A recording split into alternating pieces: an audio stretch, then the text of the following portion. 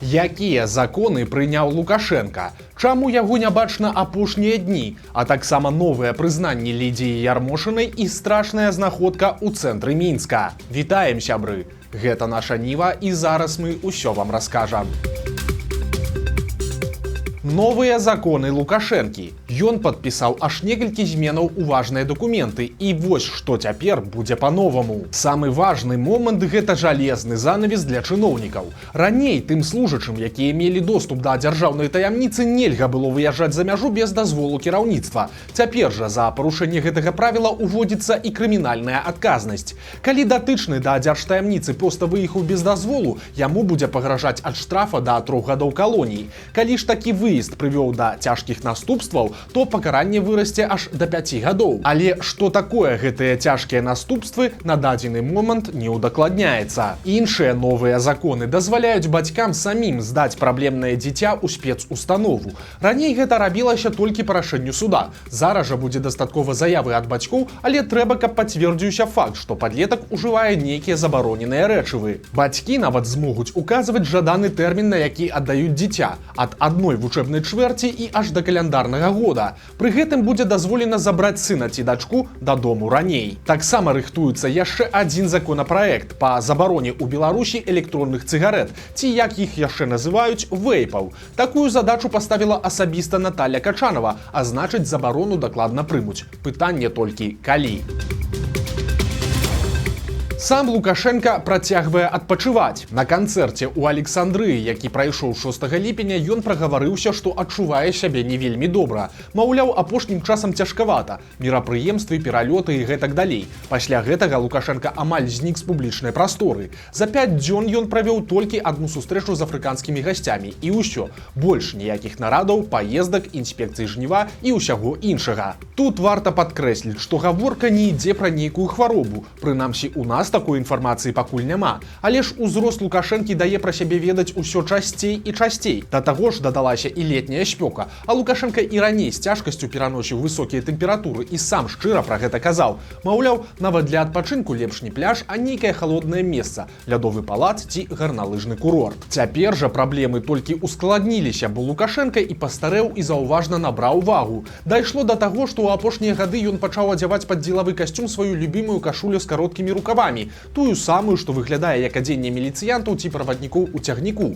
Такая кашуля пад афіцыйны пінжак – гэта і парушэнне пратаколу, і проста дрэнны густ. Але Лукашэнку без розніцы. Ён густам і так ніколі не вылучаўся. Не будзем нагнятаць. Зразумела, што праз пару дзён Лукашенко зноў з'явіцца ў навінах. Але ж апошнім часам бачна, як час няўмольна бярэ сваё, і як моцна гэта непакоіць Лукашэнку. Паўзы ў яго працы з'яўляюцца ўсё часцей, а сам ён заводзіць размовы пра будучыню Беларусі пасля яго. Карацей, гадзіннік цікае, і Лукашенко гэта ціканне чуе вельмі добра.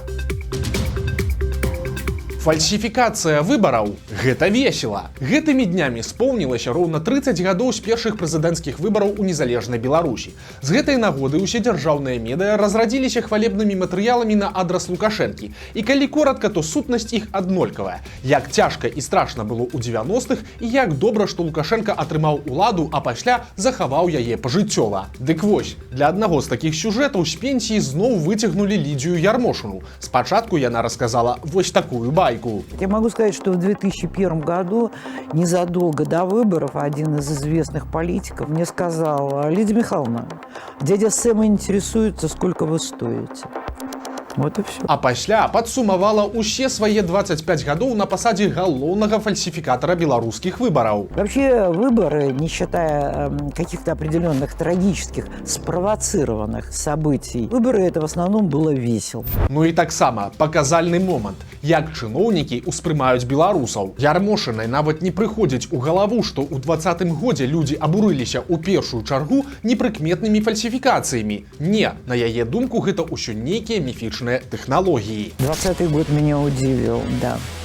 Честно говоря, я понимала, что меняются технологии, но я никогда не думала, что за столь короткий период, причем в ситуации, скажем так, благополучия будет воспитана такая большая группа людей, ненавидящих ненавидящих родину и государство. И сиюминутное, как бывает в семьях, знаете, когда в семье ругаются и вот зачастую, ненавидят и кричат это друг другу. Потом раз, через полчаса чай вместе пьют. Цікава, што калі ўжо казаць пра тэхналогіі, то менавіта тэхналогіі Лідзіі Ярмошынай і вывелі народ на вуліцы. Бо фальсіфікацыі былі настолькі нахабнымі, што гэта немагчыма было ўжо цярпець. Таму тут заслуга асабіста Лідзіі Міхайлаўны, напэўна, большая, чым любых тэлеграм-каналаў, заходніх лялькаводаў ці каго там яшчэ лукашэнкаўцы любяць вінаваціць у пратэстах. Проста ў цэнтры Мінска валяюцца чалавечыя чарапы. На дзікую знаходку натыкнуўся мінак у скверы каля старажоўкі, дзе ідуць будаўнічыя працы. Ён убачыў спачатку костку, а пасля паўнавартасны чэрап з зубамі, які ляжаў проста пасярод тратуара. Мужчына кажа, што падышоў да будаўнікоў і звярнуў увагу. Маўляў, у вас тут чалавечыя парэшткі валяюцца, а тыя адказалі, да мы ведаем, і спакойна працягнулі абедаць. У выніку неабыякавы мінак выклікаў міліцыю, каб тая разабралася з парэшткамі. Такія страшныя знаходкі не дзіўныя, бо раней раён старажоўкі быў ускрайнай Мінска, і там размяшчаліся могілкі. Але тое, што на месцы старажытных пахаванняў цяпер пракладаецца дрэнажная сістэма і кладуцца трубы, крыху не ўкладаецца ў галаве. Плюс, да ўсяго, у міліцыі сказалі мужчыну, што косткі забяруць на экспертызу, а пасля проста утылізуюць. Хаця па правілах будоўля мусіць спыніцца, а ўсе парэшткі мусяць быць перапахаваныя. Знайшоўся яшчэ адзін вінаваты ў гучнай трагедыі. У лютым 2023 года пад Смалявічамі грузавік МАЗ сутыкнуўся з маршруткай. Загінулі 13 чалавек, яшчэ 7 атрымалі цяжкія траўмы. Пасля 60-гадовага кіроўцу грузавіка асудзілі на 7 гадоў калоніі. Цяпер жа за службовую халатнасць судзілі інжынера аўтапарка. Мужчыну паставілі ў віну, што ён не праверыў тэхнічны стан грузавіка, пра што гэты неспраўны МАЗ аказаўся на дарозе, што і прывяло да бяды. Але на працэсе інжынер сваёй віны не прызнаў. Вырак 2 гады калоніі пасялення. Кранальная гісторыя з Маларыты. Там кот сам прыйшоў у ветэрынарную клініку, каб дапамагчы хворай сяброўцы. Жывёліна прыйшла ў клініку і стала гучна мяўкаць, нібыта клічучы супрацоўнікаў за сабой. Тыя пайшлі за катом паглядзець, што здарылася, і ў кустах трапілі на котку з перабітай задняй лапкай. Яны забралі яе з сабой і сталі лячыць. Скончылася ўсё добра. Лапку падлячылі, а таксама знайшлі дом і для пацярпелай коткі, і для яе сябра-ратавальніка. Нікуды не зніклі палітычныя затрыманні і суды. Беларусаў хапаюць і саджаюць штодня. Банкаўскую работніцу з Жодзіна асудзілі на вялікі тэрмін у калоніі. Жанчына атрымала ад 5 до 12 гадоў, але дакладная лічба пакуль невядомая. Яе абвінавацілі ў распальванні варожасці. Падобна, што гаворка ішла пра зліў асабістых звестак чыноўнікаў ці сілавікоў. А ў Мінску пачаўся масавы суд за пратэсты 20-го года. Абвінавачаныя адразу 5 мужчын, якім пагражае да 3 гадоў калоніі кожнаму.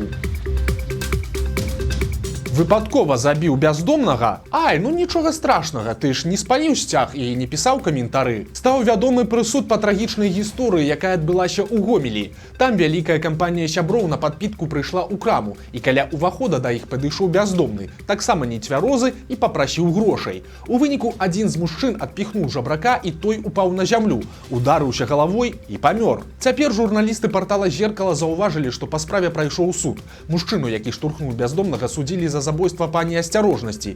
Ён прызнаў віну і раскаяўся. У выніку ў калонію яго адпраўляць не сталі. Вырак 2 гады хатняй хіміі.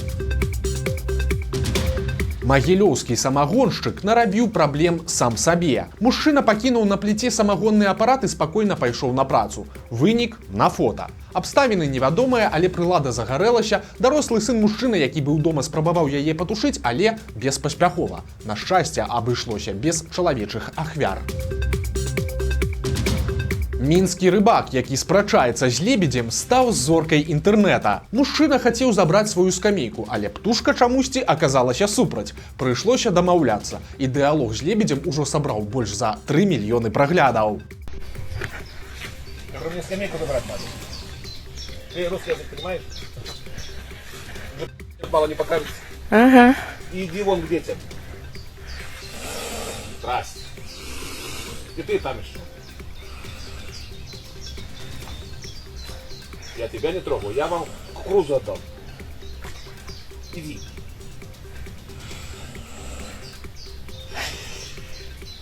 Вот именно. И вали. Вот.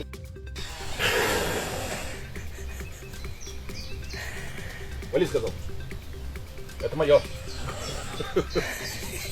Это мое. Понятно? Все, вот здоров. Сюрпрыз для маладой маці ад шчаслівага бацькі. Мінчука так усхвалявала нараджэнне дзіцяці, што ён вырашыў парадаваць сваю жонку незвычайным спосабам. Мужчына замовіў пад'ёмнік і ўласнаруч даставіў букет ружаў сваёй жонцы, якая ляжала на верхніх паверхах радзільнага дома. Вось такая романтыка.